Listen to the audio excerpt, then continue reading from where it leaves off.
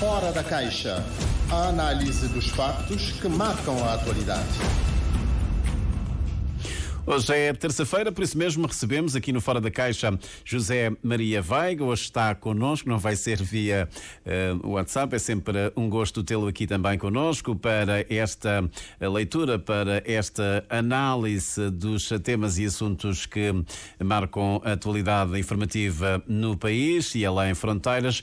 Começamos com um tema que persiste ainda na agenda mediática e que tem a ver com os leilões promovidos pelo Instituto Nacional de Previdência Social. Já houve aqui alguns desenvolvimentos. O Banco de Cabo Verde já se pronunciou, estava a fazer averiguações e elaborou um parecer. Também já tivemos reações do Governo e ontem o Presidente da República, a partir da Ilha do Fogo, também se pronunciou pela primeira vez sobre estes leilões e José Maria Neves não tem dúvidas. O Governo não pode, como disse o Vice-Primeiro-Ministro e Ministro das Finanças, promover um encontro de concertação ou de articulação de posições entre o Banco Central, o INPS e naturalmente com a presença do próprio Governo. José Maria Veiga, bom dia, obrigado pela disponibilidade. Como é que olha para estas declarações do Presidente da República, que no fundo também vai na linha daquilo que já tinha aqui dito há alguns dias no Fora da Caixa? Bom dia, Carlos Santos, bom dia, Marzinho e todos os rádio ouvintes. Eu acho que o Sr. Presidente da República tem toda a razão. Se é verdade que o BCV, o Banco de Cabo Verde, pode ser um conselheiro do Governo, ou ao contrário já é discutível, não é? O Governo tentar dar orientações ao BCV seria já complicado. Não sei se foi essa, de facto, a intenção do Ministro das Finanças, mas, de todo modo, é o que se pode ler, não é? Daquilo que aconteceu. Eu acho que é preciso que os cabo-verdianos, as instituições do país, tenham consciência que o INPS, na realidade, é uma galinha de ovos de ouro para nós todos. E não podemos matar essa galinha. Porque, repare, o sistema monetário cabo-verdiano, nós temos uma paridade fixa com o euro, mas também temos a questão da circulação de capitais livremente. Eu me lembro de um post escrito por Dr. Carlos Burgo que aborda essa questão. E é uma questão de fundo. Porque nessa questão da paridade, nós temos que ter uma convergência das taxas de juros de Cabo Verde pelo menos com a zona euro, para termos na situação em que estamos hoje, né? E acontece que o INPS é que praticamente tem todos os recursos do país em termos da poupança. É aí que o Governo vai buscar dinheiro através de títulos de endividamento público, de tesouro, mas também com os próprios bancos, para poderem atribuir crédito a um valor, a um nível aceitável e baixo. Portanto, esse dinheiro torna-se barato. Então é interessante conservar esse status quo. Está a ver? Uhum. Mas o problema que se coloca é que quando esses depósitos são mal remunerados e, em termos reais, se há inflação, quer dizer que não só o INPS não recebe as remunerações, mas como também fica numa situação negativa. Quer dizer que o INPS perde ainda dinheiro. Então aí essa questão de leilões aparece como um caso muito interessante. Mas é preciso que seja um processo totalmente transparente, com uma regulamentação clara, para que todos os intervenientes saibam em que terreno estão pisando. Está a ver? Foi o que, pelo menos no comunicado do banco, do BCV, portanto, deixou transparecer isso. E o Presidente da República tem razão ao focar nessa questão, está a ver? Que é uma questão fundamental. Acho que todos nós estamos de acordo que é necessário criar condições para rentabilizar os recursos do INPS. Mas sabemos que não há o mercado de capitais. Mas essas declarações do Vice-Primeiro-Ministro e Ministro das Finanças são pouco, digamos, elucidativas. Vai promover um encontro com o Banco de Cabo Verde, com o INPS, para articulações, de modo, para já, a garantir o funcionamento normal do sistema financeiro e também para capitalizar, para rentabilizar os recursos do INPS. Portanto, não está muito claro que margens de manobra que o Governo tem para essa tal articulação. Sim, a tal questão não está muito clara. Além disso, também ele não leva, portanto, muito claramente para essa questão da transparência que foi levantada no comunicado do Banco de Cabo Verde. E essa questão é uma questão muito grave, porque está em causa todo um sistema e está em causa também montantes, porque inclusive o BCV diz que haveria uma concentração e uma desmobilização de recursos de outros bancos para um único banco, sim. Até parece que os critérios utilizados foram critérios altamente subjetivos, porque repare que quem apresentou a melhor proposta, mas quem ganhou foi a instituição que estava em terceiro lugar. Portanto, quer dizer que as coisas não foram muito claras. Além disso, a coisa foi muito em cima do jeito, os regulamentos não existiam, foram questões levantadas. Eu penso que aí, essa parte que o governo, de facto, deve levar muito a sério e tomar as medidas, como diz o BCV, em termos se há, por exemplo, conflito de interesse, é preciso que o governo, de facto, seja claro nessa matéria. Aí sim, mas a questão da regulação também nós todos, quase.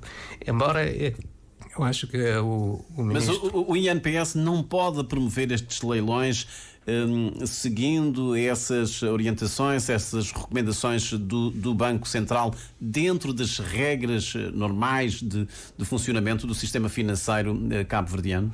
Olha, o INPS tem um conselho diretivo com altos poderes e tem condições para promover os seus investimentos autonomamente, desde que, de facto, respeite tudo isso. É preciso que seja um trabalho de fundo. Eu acho até que está fazendo isso, né? Porque tem também altos técnicos, tem técnicos muito bem preparados lá no CNPS.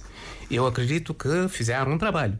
Mas só que a questão levantada pelo Banco de Cabo Verde, mas também a própria questão, a reclamação feita pelos outros bancos, demonstram que a coisa não foi transparente. E eu pergunto, como é possível que a nível do Conselho Diretivo isso tivesse passado? Está bem?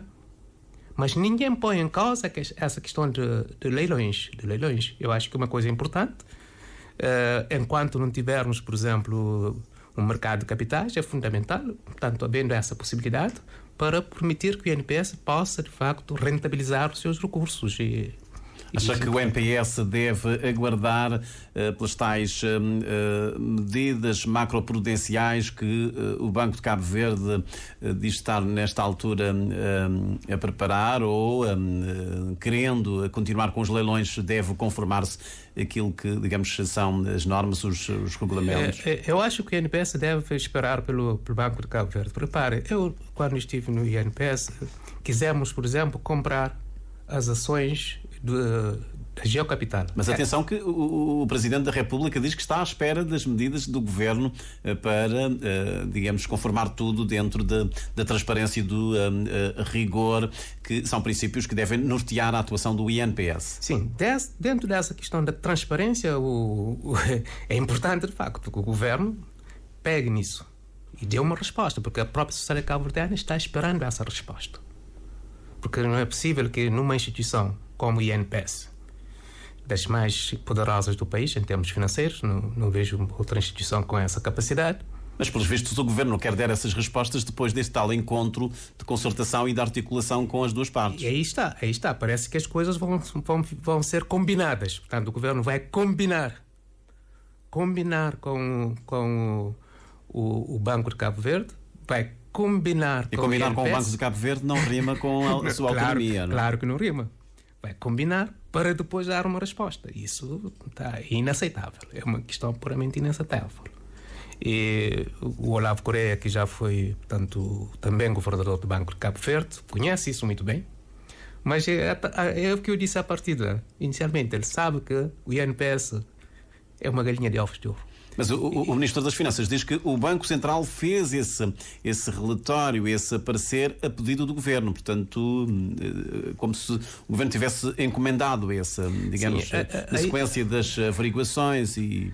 Aí está a questão. E se o Governo não tivesse pedido esse parecer? O BCV iria ficar calado? Está a ver? Quer dizer, o BCV, com a intervenção do Governo não, o BCV é obrigado, porque o BCV tem esse papel de monitorizar a situação financeira do país, sobretudo depois da crise financeira de 2008 e também da própria Covid. As crises financeiras deram em todo o mundo uma responsabilidade muito maior aos bancos centrais. Está a ver? Portanto, é preciso estar atento a essas questões e esses riscos. Eu acho que é isso que leva o Banco de Cabo Verde a apresentar-se neste momento numa posição mais dura, digamos assim, em termos de questões prudenciais. Está a ver? E esse pronunciamento do Presidente da República deixa transparecer aqui, eu não diria mal-estar, mas, enfim, as relações institucionais entre o Governo e o Presidente da República não estão, digamos, a atravessar melhores dias. Agora, com essas declarações do Presidente da República, o que é que pode acontecer? Bom, eu não queria entrar nessa área, mas o que é importante, as intervenções do Sr. Presidente da República não é para atrapalhar nem para dificultar, né? Ele tem tido intervenções assertivas, de esclarecimento, de posicionamento em relação a questões que afligem a nossa sociedade em momentos como este, né? Eu acho que ele não disse nada de mal nem de provocador, mas simplesmente a situação é tão delicada a partir do momento que uma instituição como o Banco de Cabo Verde faz um comunicado e parece que preparou um relatório de mais de 47 páginas, um relatório que nós não conhecemos, que o Presidente não conhece, está a ver? Mas focaliza muito nessa questão de intransparência. É uma questão de fundo. É preciso levar isso a sério. E depois já há cerca de 3,5 milhões de contos. Não é um dinheirinho qualquer. Está a ver? Claro. Então, mas para além disso, é a instituição toda, todo o sistema. Muito bem. Zé Maria, temos que avançar. Olhamos agora para um outro assunto que tem a ver com a divulgação da lista de candidatos, cabeças de lista do MPD para as autárquicas. Há algumas novidades. O partido avança com uma renovação em 5 câmaras municipais, nomeadamente no Paúl, onde a aposta recai sobre Adilson Fernandes. Ribeira Grande de Santo Antão, há aqui essa novidade. Toda a gente estava, digamos, à espera que Orlando Delgado continuasse, mas vai avançar Armindo da Luz. No Tarrafal de São Nicolau também uma outra novidade. Sai José Freitas e entra Neiva Araújo.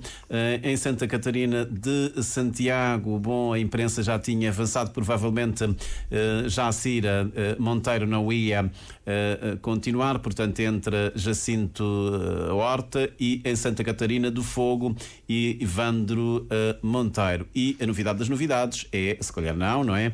É, digamos, a indicação de Brão Vicente para Praia. Como é que comentários a esta lista? O que é que o MPD pretende com esta lista e com estas renovações? Bom, o MPD nessas situações, está provocando um choque interno, digamos assim, mas há situações que eu considero boas e outras menos boas. Eu acho interessante, por exemplo, o Orlando Delgado ter desistido, digamos assim, porque nós tínhamos abordado essa questão depois de tantos anos à frente de uma Câmara e continuar aí. Agora ele saiu. Mas não há limitações de mandato aqui em Cabo Verde. Não há limitações de mandato, mas é um processo francamente complicado, né? Estar 20 anos à frente de uma instituição é complicado. Isso, portanto, eu saúdo muito bem essa posição dele. Mas, contrariamente ao Augusto Neves, né, que ainda continua de pedra e cal nessa situação. Bom, o problema está aí. Agora, antes de chegar à praia, eu queria pegar em Santa Catarina, de todo modo. Porque essa questão de Santa Catarina, a Jacira Monteiro que estava lá, já estava em campanha. A televisão e tudo mais estava em campanha. Eu acho que, no mínimo, a questão foi mal acompanhada, mal conduzida. Porque também a sociedade faz a sua leitura. Então, o MPD, assim, esse partido que se vangloria de tanta democracia, tudo, bom, pode ter ser um ato de democracia, mas depois, tratando-se de uma mulher numa situação de 22 câmaras, levar tudo para 22 homens, eu acho que, de facto, aí houve um exagero. E nesse momento, muitas pessoas, talvez, que nem sequer tinham nada a ver com a Jacira, que não viam nela nada mesmo, mas nessa situação são obrigadas a tentar solidarizar-se com essa Ontem o Primeiro-Ministro, aliás, o Primeiro-Ministro e também Presidente do MPD pronunciou-se sobre essa questão da Jacira, referiu-se de novo aos critérios que o partido tem para a escolha dos candidatos e, digamos, acaba por pôr tónica, digamos, na questão do candidato ter a capacidade para vencer, para ganhar eleições. Sim, há essa questão de ter capacidade para ganhar as eleições, mas é a equipa que funciona. Quem vai substituir Jacira era o segundo da lista. Está a ver? Que tem também uma responsabilidade solidária por tudo aquilo que aconteceu, de bem, de mal e de menos bom. Portanto, o MPD, neste caso, terá dados que indicam que se avançar Jacira Monteiro não ganharia as eleições. E, portanto, está a proceder a essa substituição. Proceder a essa substituição, mas eu acho também, eu não conheço os dados de sondagens, mas talvez, né?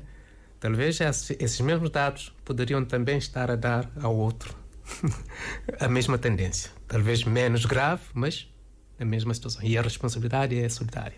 Eu acho que aí a questão era, de facto, chegando a esse ponto, uma questão mais ponderada. Devia ser mais ponderada, mesmo que fosse essa... Mas se José Maria fosse presidente do partido, mesmo perante dados que indicam que esse candidato, neste caso essa candidata, vai perder, ainda assim avançaria com ela, mesmo sabendo de antemão que há aqui um desaire, uma derrota eleitoral, só pelo facto de ela ser mulher... Veja que não é uma situação que começou hoje. A situação já vem arrastando. Portanto, o seu primeiro-ministro, o presidente do partido, tinha tempo suficiente para resolver essa questão muito antes de chegarmos a esse ponto. E isso que não fez. E isso não chocaria ninguém. Portanto, quantos presidentes da Câmara já saíram antes do fim do mandato, deixaram que o substituto avance, não é? E conduzir as coisas. Criou-se aqui uma expectativa, não é? Uma expectativa que... Mas pronto, nós ouvimos ontem a Jacira Monteiro no discurso direto a dizer que nada acaba aqui, ela já tem uma trajetória, tem ambições e provavelmente pondera uma candidatura, sei lá, em 2028. Não, eu acho tem muito tempo ainda pela frente. Ele tem muito tempo pela frente, é nova. Nesse campo da política, as coisas que acontecem amanhã ninguém sabe. E em relação à praia? Bom, a praia é o seguinte: a praia, nós já abordamos essa questão. O Abrão Vicente para a praia. Pronto, uma escolha que ele fez. Até disse que já há mais de um ano que está por trás disso. Só que a praia, ela é muito mais complicada do que aquilo que parece, não é? Muito mais complicada. Dificilmente. Bom, tivemos um caso em que um presidente foi derrotado logo no início, o segundo mandato. O Oscar, por exemplo, fez meio mandato, depois foi eleito, né? Para um segundo mandato. Sim, é isso. Foi eleito para um segundo mandato. Mas um presidente a ser derrotado logo no segundo mandato, não me lembro de ter havido. Não está nos manuais. Não estou. Ou pelo menos na prática aqui em Cabo Verde, não é? Portanto, aí já a questão me parece um pouco complicada. Mas também eu não sei se o Abrão é um homem das ribeiras, dos cotelos, de todos esses subúrbios da praia. Não sei se ele tem tudo isso, né? De todo modo, há essa questão que se coloca à volta do Francisco Carvalho, que pode ter também uma um pronunciamento ou um posicionamento contrário em efeitos. Portanto, o governo, há um ataque diretamente ao Francisco Carvalho, mas esse ataque pode ter efeitos contrários, pode reforçar, pelo menos a nível da nossa sociedade, a nível dos bairros, que são essas pessoas que de facto asseguram as eleições. Mas vai ser um jogo bonito a seguir. Vamos lá ver em que é que isso vai dar. Sim, ainda bem que fala nessa questão dos processos judiciais. Ele devia responder a um processo há dias, na semana passada, mas a audiência de julgamento foi adiada para 8 e 9 de abril. Há aqui algum risco de cassação de mandato de Francisco Carvalho? Claro. A intenção do MPD é esta, cassar o mandato, porque de outra forma será difícil substituir o Francisco Carvalho, do meu ponto de vista, não é, neste momento. Só que é uma questão que poderá ter várias leituras. Uma das leituras é essa questão da rapidez, que já falámos da outra vez, que é essa rapidez do Ministério Público em relação a uma questão, e em outras questões deixar os processos morrerem, né? Essa questão. Depois, podemos também dizer que se trata de um jogo consciente, no sentido, sabendo que pode ser difícil, mas a gente aproveita disso para fazer já uma campanha, levar tudo um processo a desgastar o Francisco Carvalho neste momento, que é o que está acontecendo. Mas acha, então, na linha do que dizia há instantes, todo esse ataque pode ser contraproducente, pode ter efeitos aqui contrários? Sim, pode. Eu não sou sociólogo, mas tudo indica assim, porque eu já vi pessoas, estive a falar com pessoas que, falavam, portanto, eram muito críticos, mas neste momento a gente vê que a tendência, o efeito é contrário. Mesmo no seio do MPD, há pessoas que...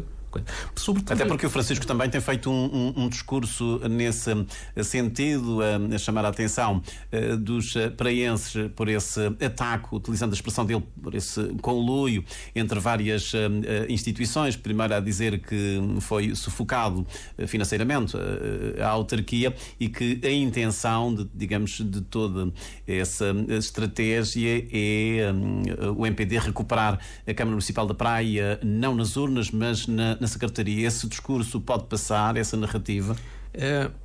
Bom, pode passar. Mas repara, eu não falo essa questão do conluio, é uma coisa muito pesada dizer que a nossa justiça faz isso, né? Eu acho que é um pouco pesado. Mas, de todo modo, há uma questão que eu gostaria de chamar a atenção, é que, por exemplo, o governo anda a reparar casas de banho, reparar casas. Quer dizer, é como se houvesse uma Câmara paralela a trabalhar contra a Câmara dirigida por Francisco Carvalho. Eu acho que aí mostra claramente que essa intenção já vem de longe. É uma coisa que nasceu agora por causa das eleições, né? Bom, é claro também que em muitos casos é preciso dizer que o Francisco não ajudou. Em muitos casos não ajudou, é preciso também sermos claros em certas coisas. Por causa das crises internas. Os conflitos entre os vereadores. Sim. E são questões que ele poderia conduzir de uma outra forma. E isso leva muita gente a ter essa ideia de uma pessoa conflituosa. Está a ver? E não é bom para um presidente de Câmara. Uma pessoa que diz, está sempre em conflito com o governo, com este, com aquilo, né? Está a ver? Então as pessoas não valorizam as coisas exatamente como deveriam ser. É essa a questão. Mas, por outro lado, ele se coloca também como uma pessoa do povo. Está a ver? Está lá. Logo quando entrou, houve a questão do IUP que ele mandou. Ele trabalhou com as pessoas do Sucupira, agora apresentou uma obra muito interessante. Tudo isso também faz a imagem dele. Portanto, as coisas vão contrabalançando. Vamos ver em que é que vai dar. Mas eu acredito que ele ainda poderá conseguir ganhar a Câmara da Praia se essa questão da justiça Estou a ver que vamos ter eleições autárquicas bastante disputadas. Bom, José Maria, não temos muito tempo. Regressa de Portugal, portanto, esteve onde esteve nos últimos dias, e é precisamente de Portugal que falamos agora. As eleições do dia 10, um crescimento extraordinário da extrema-direita, do Chega. Isso coloca o resultado destas eleições, coloca Portugal aqui perante um cenário de alguma instabilidade, de ingovernabilidade em formar governo e continuar. Bom, há duas situações. Há uma situação interna a Portugal que acaba também por ter reflexo a nível de toda a Europa, e há também as consequências para os imigrantes, nesse caso nós mesmo os cabo-verdianos. Eu acho que o Partido Socialista, que já era o segundo ano de mandato e tinha uma maioria absoluta, estava a governar bem, do meu ponto de vista, mas também a opinião de muita gente, mesmo em Portugal.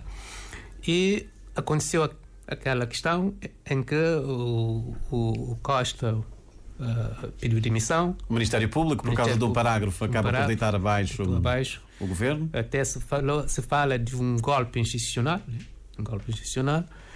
e isso agora vem resultar numas eleições, com os resultados que temos, em que há um avanço extraordinário da extrema-direita, coisa que ninguém previa, porque nem o Presidente da República previa isso, e neste momento há uma questão que, de facto, de ingovernabilidade. Vamos lá ver como é que isso vai... O Chega quase que quadriplica o número de deputados mandados.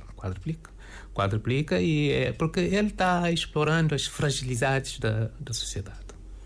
De tudo que acontece, é mesmo a questão em outros países da Europa, avançando. Portanto, a Marine Le Pen, por exemplo, em França, agora está com uma linguagem mais equilibrada. E ontem nós ouvimos declarações de André Ventura a dizer que, se não for ouvido, se não participar nessas consultas, se ninguém do PSD, referindo-se naturalmente a Luís Montenegro, se não se sentar com ele, portanto, ele ameaça já chumbar o orçamento, ou seja, o governo vai cair. Ele se apresenta como um fiel da balança, quer ir para o governo. Ele fiel da balança, portanto... Mas acha que o Chega tem que ser ignorado, digamos, um cordão sanitário contra o Chega, ou deve ser ouvido, tendo em conta esse crescimento? Aliás, como dizia Pedro Nuno Santos, ele não acredita que mais de 1 milhão de portugueses sejam xenófobos, sei lá... Ele tem que ser ouvido, mas acho que tem que ser sempre no quadro de uma estratégia, no sentido de conter a progressão da extrema-direita, porque é uma questão perigosa para as sociedades democráticas. E isso está... porque num país como Portugal, que, repara, todos os indicadores mostram, tanto de Freedom House como de Economista Inteligência, demonstram que Portugal, de facto, é um país com alta cotação em termos da democracia, de respeito dos direitos humanos, enfim, tudo isso. E agora, esse avanço para a extrema-direita vai digamos, dividir a sociedade portuguesa, e isso não é nada bom, e deixa muita complicação, e sobretudo quando tens um governo totalmente instável, porque vai ter repercussões a todos os níveis da governação. Zé Maria Veiga, obrigado por ter vindo aqui ao Fora da Caixa. Escutámos o nosso tema, olhamos hoje para, essencialmente, 3 assuntos: para as declarações do Presidente da República sobre os leilões do INPS, também eleições em Portugal e pela lista de candidatos do Movimento para a Democracia para as autárquicas, que deverão realizar-se entre novembro e dezembro deste ano. Próxima quinta-feira teremos o Francisco Tavares no Fora da Caixa.